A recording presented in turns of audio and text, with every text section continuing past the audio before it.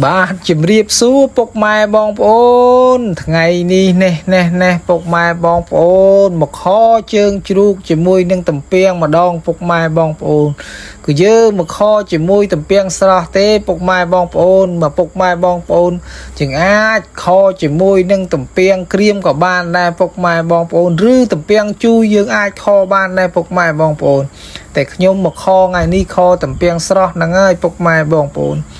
ហើយនឹងពុកម៉ែបងប្អូនដែលបានទស្សនាវីដេអូនៃការធ្វើខតំពាំងជើងជ្រូកខ្ញុំនេះបើសិនជាមានការធ្វើខុសពីបងប្អូននេះក៏បងប្អូនជួយខមមិននៅក្រោមវីដេអូខ្ញុំម្នាក់មួយផងហ្នឹងហើយបើសិនជាខ្ញុំ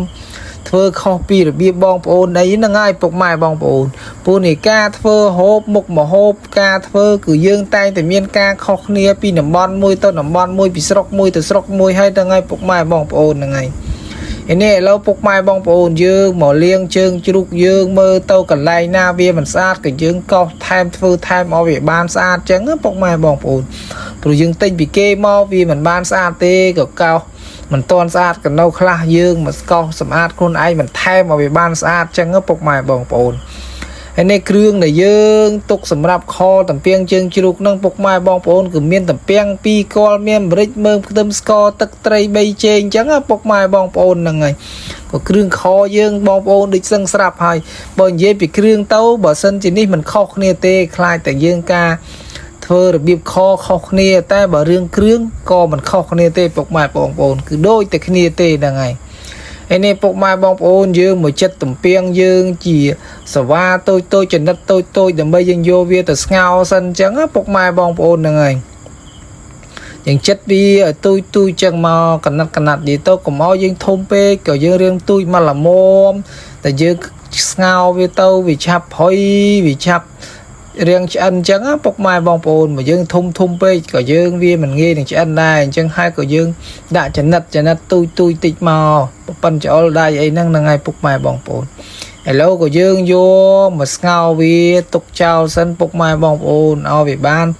ផុយបន្តិចក៏យើងចាំមកស្រង់វិញក៏យើងពេលនេះហើយយើងមកកាប់សាច់ជ្រូកយើងនេះពុកម៉ែបងប្អូនគឺជាជ្រូកមកកាផ្លូវនេះក៏ខទៅមួយឆ្នាំងហ្នឹងល្មមតែម្ដងពុកម៉ែបងប្អូនអើយ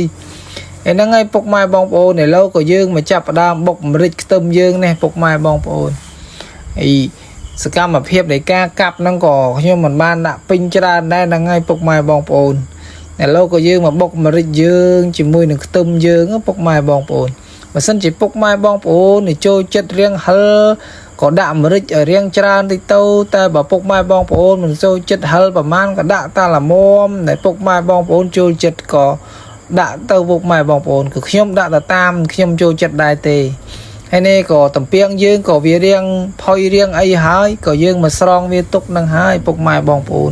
ក៏យើងមកស្រង់វាទុកឲ្យវាស្រួលទុកតិចទៅហ្នឹងហើយយើងស្រង់វាដាក់កញ្ច្រែងចឹងមកឥឡូវក៏យើងមកចាប់ផ្ដើមកូរស្ករក្រហមយើងជាមុនដំបូងពុកម៉ែបងប្អូនហ្នឹងហើយមកកូរស្ករក្រហមយើងកូរឲ្យវាឡើងពងក្រងចឹងឲ្យវាឈ្ងុយចឹងពុកម៉ែបងប្អូនយើងកូរវាក្រហមឲ្យឡើងពងក្រងក៏យើងចាប់ផ្ដើមមកចាក់អាមេរិកបុកជាមួយនឹងខ្ទឹមនឹងចូល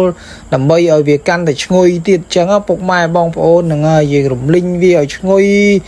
តែបើយើងដាក់ហើយមិនរំលីងមិនកូរវាទេវាអាចនឹងខ្លោចនឹងហើយពុកម៉ែបងប្អូនហើយឥឡូវនេះក៏វារៀងឡើងឈ្ងុយហើយក៏យើងមកចាក់ទឹកត្រីប៊ីចេងយើងចូលនឹងហើយពុកម៉ែបងប្អូននេះក៏យើងចាក់កូរវាអញ្ចឹងមកក៏យើងចាប់ផ្ដើមមកដាក់សាច់យើងចូលនឹងហើយពុកម៉ែបងប្អូនហើយនៅពេលដាក់សាច់នេះដែរបងប្អូនកូរសបល់វាហើយក៏ចាប់ផ្ដើមចាក់ទឹករងាស់វាទៅពុកម៉ែបងប្អូនតែបើខ្ញុំកន្លែងនេះខ្ញុំចាក់ទឹកហ្នឹងក៏ខ្ញុំមិនបានថតមិនបាន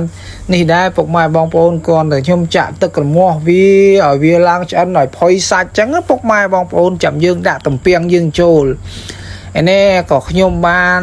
រងាស់វាយូរដែរហើយក៏វាបានផុយសាច់ហើយឥឡូវក៏យើងមកដាក់តំពាំងយើងចូលតែម្ដងពុកម៉ែបងប្អូនដាក់តំពាំងចូលហើយក៏មួយសន្ទុះក្រោយក៏យើងចាប់ផ្ដើមមកលើកគឺឆ្អិនហើយពុកម៉ែបងប្អូនក៏យើងភ្លក់រសជាតិដឹងសមល្មមហើយក៏យើងលើកទៅនឹងហើយពុកម៉ែបងប្អូនឥឡូវខយើងក៏ចាប់ផ្ដើមបានឆ្អិនរួចរាល់ហើយពុកម៉ែបងប្អូននេះ chỉ mùi đừng kho tầm piang dương ní cứ tận nón na phục mai bong bồn ơi bởi sân chỉ bàn đạ phong tia pi bay crop tiết có chiết tay mà đong phục mai bong bồnแต่ขยมก็มันบานดะปองเตียได้ปกไม้บองโอนคือยังปดะแต่ตำเปียงคอตั้งแต่ปดอยเต้านังไง